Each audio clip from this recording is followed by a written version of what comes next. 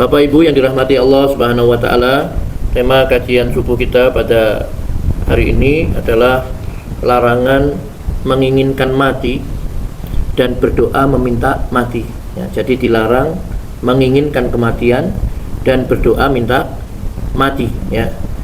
Yang disebabkan karena bencana yang menimpa, mungkin yang menimpa harta maupun menimpa tubuhnya, ya. Kadang orang itu karena beratnya ujian kemudian dia minta mati, kepingin mati. Nah, itu dilarang, ya, di dalam agama ini. Diriwayatkan dalam Sahih Muslim, ya,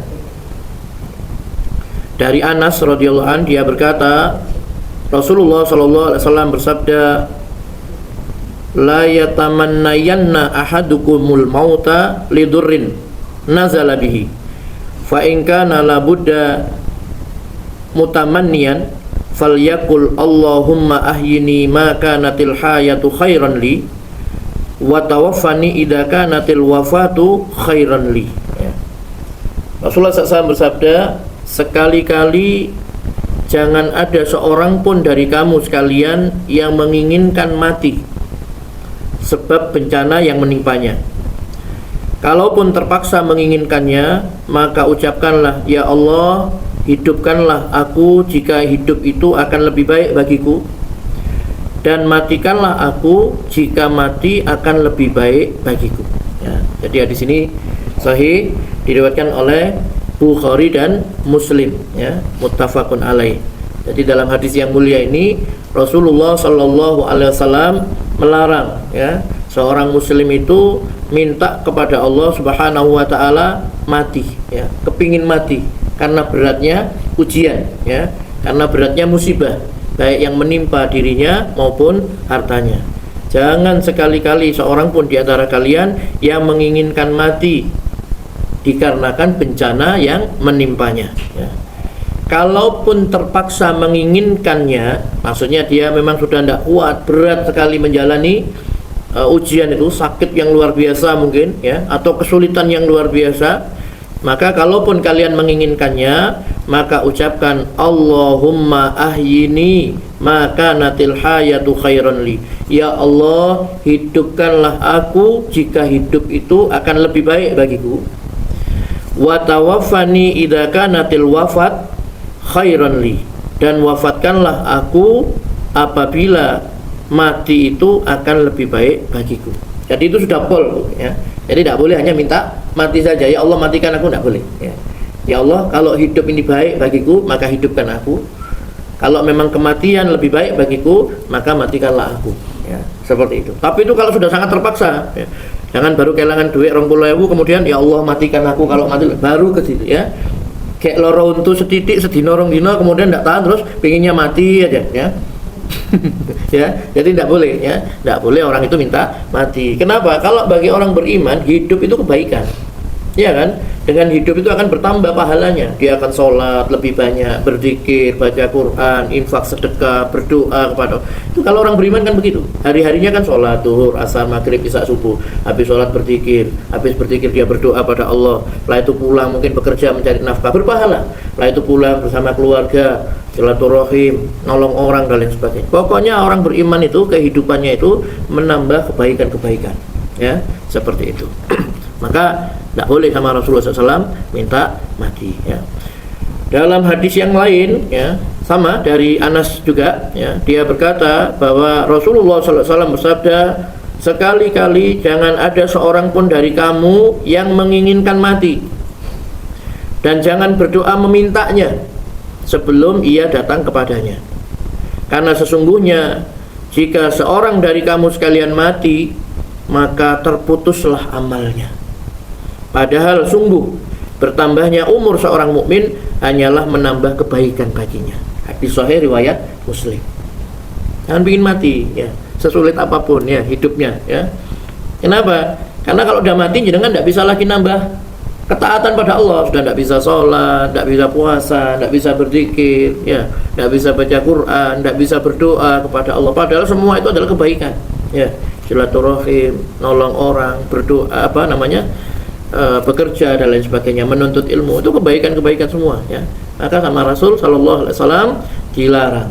Jangan sekali-kali ada seorang pun di antara kamu yang menginginkan mati dan meminta mati, berdoa meminta mati, itu dilarang ya.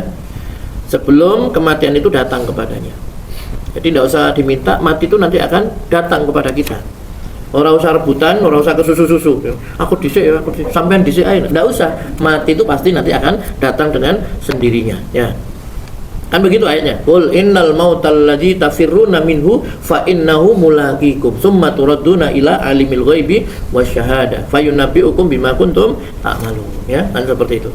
Katakanlah sesungguhnya kematian yang kamu lari daripadanya, dia akan menemui kamu, kata Allah Subhanahu wa taala, ya, begitu.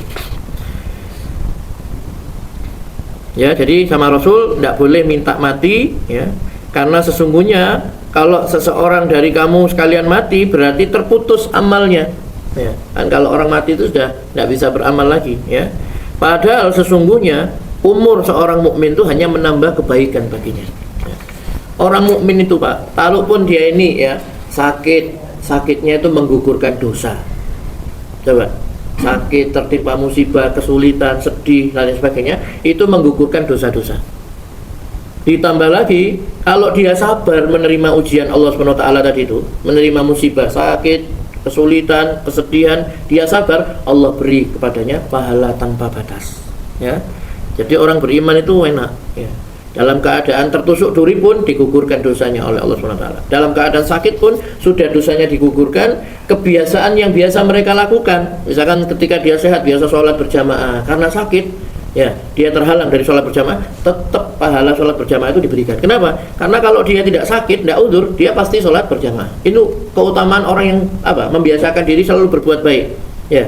Sholat, istiqomah, berjamaah, baca Quran, zikir pagi sore, infak sedekah setiap hari kan. Kalau dia sakit, ada udzur dan lain sebagainya, maka pahala terus mengalir kepadanya. Karena itu kebiasaannya ya, seperti itu.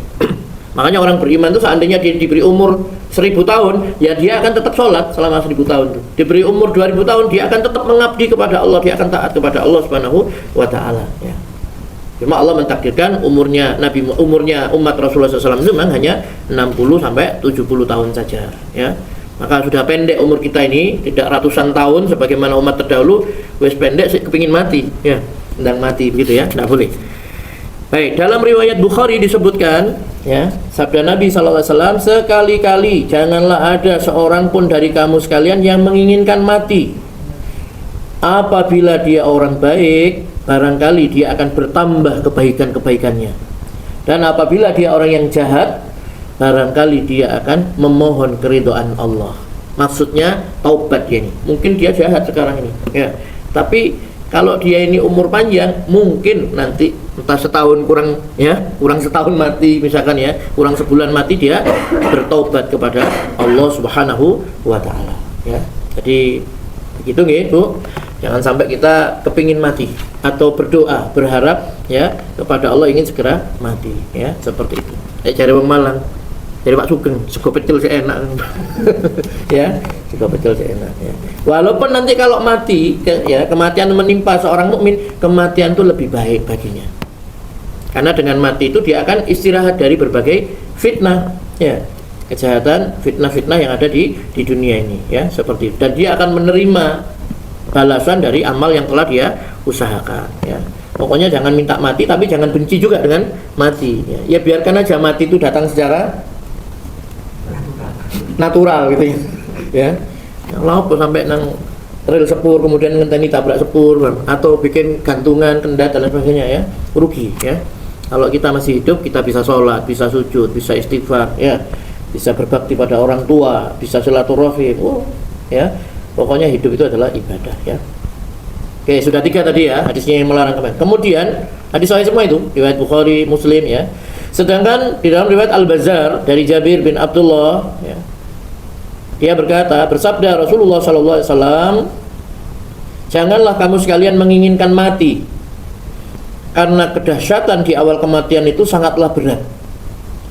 Dan sungguh bahagia jika seorang hamba diberi panjang umur, lalu Allah mengaruniakan taubat kepadanya ya. Jadi sungguh bahagia kalau orang itu diberi panjang umur. Ya. Kemudian Allah memberikan kepadanya karunia berupa apa? Taubat. Ya.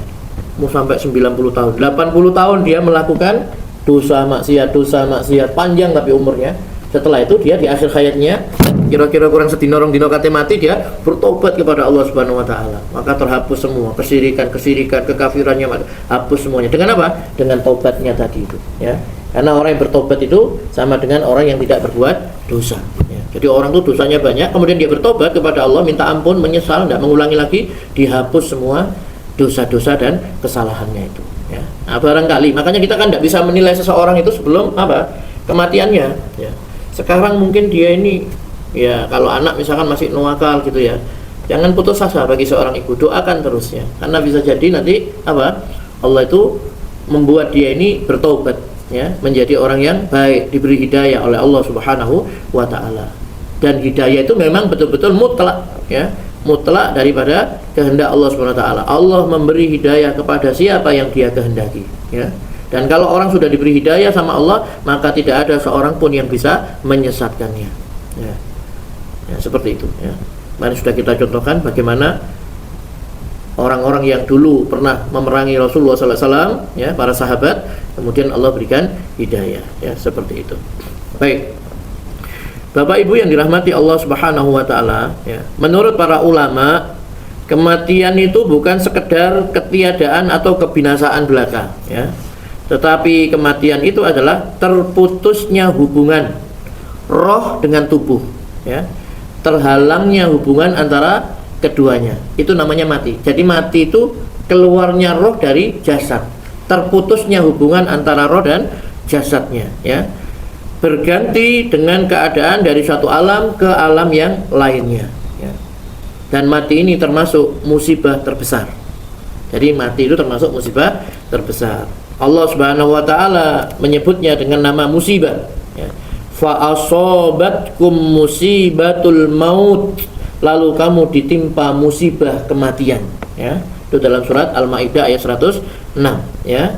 Fa asobatkum musibatul maut, lalu kamu ditimpa musibah kematian, ya. Maka mati ini memang musibah, ya. Bencana yang paling dahsyat, ya. Maka disebut juga dengan istilah kiamat sughra. Setiap orang itu memiliki kiamat, ya. Kiamatnya itu ya mati itu paling dahsyat, gitu. Apa ujian yang paling berat, Pak? Apa, Pak? Tidak punya duit, enteng. Tidak punya duit, mati tuh. Tapi banyak orang yang kepingin mati memang di akhir zaman ini, andanya dekatnya hari kiamat. Itu banyak orang yang kalau lewat di kuburan, dia berangan-angan seandainya aku yang menggantikan, aku mati dhisik gitu mungkin, gitu ya. Saking beratnya. Tapi tidak boleh sama Rasulullah SAW, ya. Jadi kematian yang paling musibah yang paling besar itu adalah kematian, ya. Kadang kita misalkan ngeramut seseorang begitu ya Pak, ya, sakit dan lain sebagainya. Itu tapi kalau mati ya nangis, ya.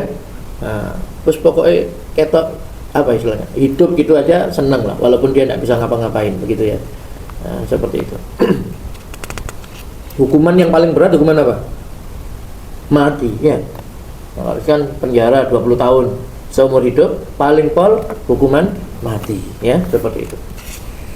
Walaupun demikian, para ulama kita mengatakan bahwa ada musibah yang jauh lebih besar daripada mati itu. Apa? Yaitu lalai terhadap mati. Mati itu musibah terbesar. Tapi yang lebih besar lagi adalah kelalaian seseorang terhadap mati. Itu musibah yang jauh lebih besar. Maka kita disuruh mengingat mati. Aksiru zikra hazimil lazzat. Banyak-banyaklah mengingat pemutus kelezatan, yakni al-maut, kematian itu. Jadi mengingat mati itu Pak termasuk sunnah Nabi SAW. Jadi mengingat mati itu kita berpahala, ya, ingat mati, ya. Yaitu kelalaian terhadap mati, tidak peduli dan jarang memikirkannya, dan tidak beramal baik sebagai persiapan untuk menghadapi kedatangannya, ya. Jadi tidak beramal baik sebagai persiapan untuk menghadapi kedatangan kematian, ya. Jadi dikatakan para ulama ini yang lebih besar musibah daripada mati itu adalah lalai terhadap mati, tidak peduli terhadap mati, tidak memikirkan kematian dan tidak beramal baik sebagai persiapan untuk menghadapi datangnya kematian itu. Padahal mati itu datangnya tiba-tiba, bukan karena faktor usia. Jadi tidak jamin misalkan Mas Sugeng, Mas Bayu masih muda ini ya, masih muda ya, 17 tahun ya, tenang sih umur 20 gitu ya. Jadi tidak nyaman. Bukan juga karena faktor sakit ya. Berapa banyak orang yang sakit bertahun-tahun tapi dia tidak mati-mati. Memang belum waktunya mati, ajalnya belum ya. Ada orang yang sehat, bukan ada, banyak orang yang sehat, segar bugar dia ini. Habis olahraga, futsal, sepak bola, mati, ada. Jadi mati itu datangnya tiba-tiba. Dan itu kalau kita selalu ingat terus dengan mati itu, maka kita itu, hidup kita itu akan apa? Berhati-hati ya. Kata ulama itu dikatakan apa? Siapa yang ingat mati, dia akan dimuliakan dengan 3 hal.